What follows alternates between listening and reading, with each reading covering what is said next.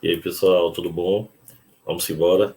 Fatiazinha 1 de Físico-Química. Pessoal, segue o canal e baixa a fichinha, tá?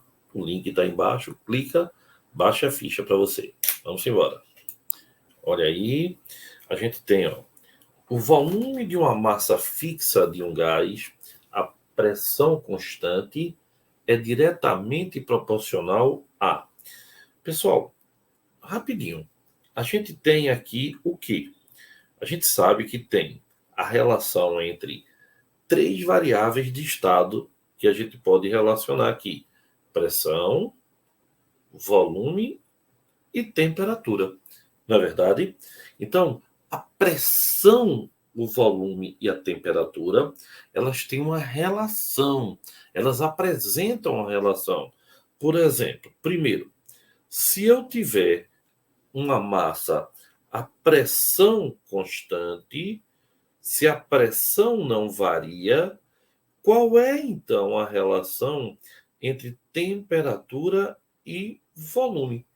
Se eu aumento a temperatura, o volume aumenta ou diminui? Logicamente, se eu aumento a temperatura, eu estou aumentando o quê? A agitação. Que agitação? A agitação molecular. Se eu estou agitando mais, se eu estou aumentando a agitação molecular, o gás está sofrendo uma expansão. Se ele está sofrendo uma expansão, ele está aumentando o volume. Então, quando eu aumento a temperatura, eu aumento o volume. Então, eu posso dizer que o volume é proporcional a quem? A temperatura. Concorda comigo? Se eu aumento a temperatura, o gás tende a sofrer uma expansão desde que eu esteja com pressão constante. Então, a resposta aqui, ele diz assim, ó, o volume de uma massa fixa de gás ideal à pressão constante é diretamente proporcional a quem? A temperatura absoluta do gás. Então, daqui, a gente pode dizer que o volume é diretamente proporcional à temperatura.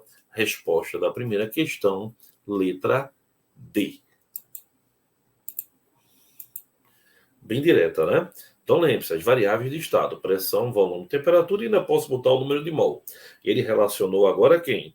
Sempre que eu quiser relacionar duas dessas variáveis, uma a outra, a terceira tem que estar constante. Então ele botou pressão constante e perguntou, ó, não estou mexendo na pressão. O que é que acontece com o volume e a temperatura? Se eu aumento a temperatura, as moléculas agitam e aí, ó, há um aumento do volume. Então, volume e temperatura são diretamente proporcionais.